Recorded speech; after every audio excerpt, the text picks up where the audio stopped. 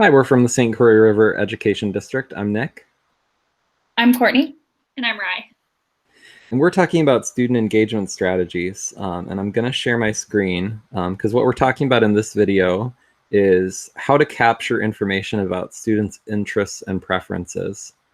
And I'm going to click on this link here because there's a couple ways you can do this, right? You can kind of collect this information just in individual interactions with students. So before class, after class, you're talking to them.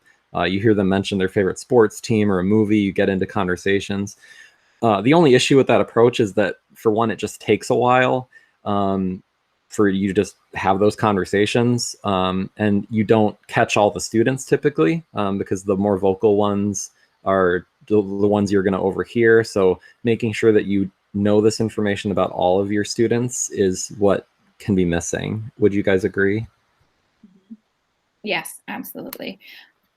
So we have a couple examples here of ways to capture this information right at the start of a grading period. That's kind of the idea. Like in the first couple of days of class, you might use a printout survey, or you could use a Google form or just like an electronic survey if students have Chromebooks, and just easier to collect all that information versus the paper copies. But let's look at both.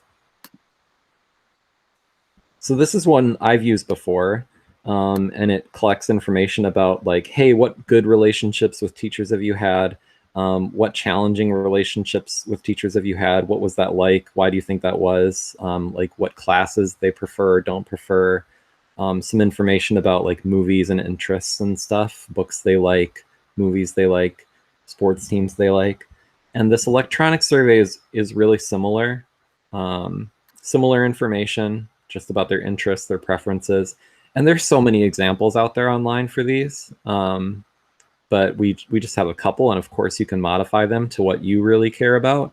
But what you get out of this is, like, it's easier to approach students and start building those relationships because you right away get that information about, like, oh, they like this, they're really into Pokemon. Like, well, maybe I should refresh myself on Pokemon and have some conversations with them about this. So those conversations can benefit, but also, I'm going to stop sharing my screen. Also, when you're delivering instruction, we know that students are more likely to be engaged if you can make those references and connections between the curriculum content and their interests. So just as you're starting a lesson, if you can connect it in any way to like the new superhero movie that came out in just any kind of creative way, or make a joke about like the math problem you're working on that has to do with this celebrity that you know your students are really interested in. Like, those connections really catch their attention and pull them into the lesson content. Yeah, I know when I was a teacher, I had a student that really loved Ninja Turtles. And so every worksheet and everything we did turned into something related to Ninja Turtles. And it was as simple as like having the 4 colored markers of the Ninja Turtles. So we had Raffi, we had Mikey, and I can't even remember all of them, but even just like writing his name in the Ninja Turtle colors, that made it, you know, relatable to him and sparked his interest in the math or the reading assignment. It can be really simple. One thing that we did the last year I was in the classroom was we would have a little handout, and we ended up sharing it with the whole building. But like, one thing I want my teacher to know about me, or something that I like to talk about is, and then that was just something that we had on all of the students in our whole building, which was really awesome. And the interests are one thing, but the preferences, I think, are important too. And what we find is that, just again, having this information unlocks your ability to do a lot of other things that promote student engagement. So we know that choice and building choices anywhere you can into your lesson is a really powerful way to improve student engagement. They're more invested when they've made some decisions in the process. So multiple modes of assessment or demonstrating their mastery is one way to do that.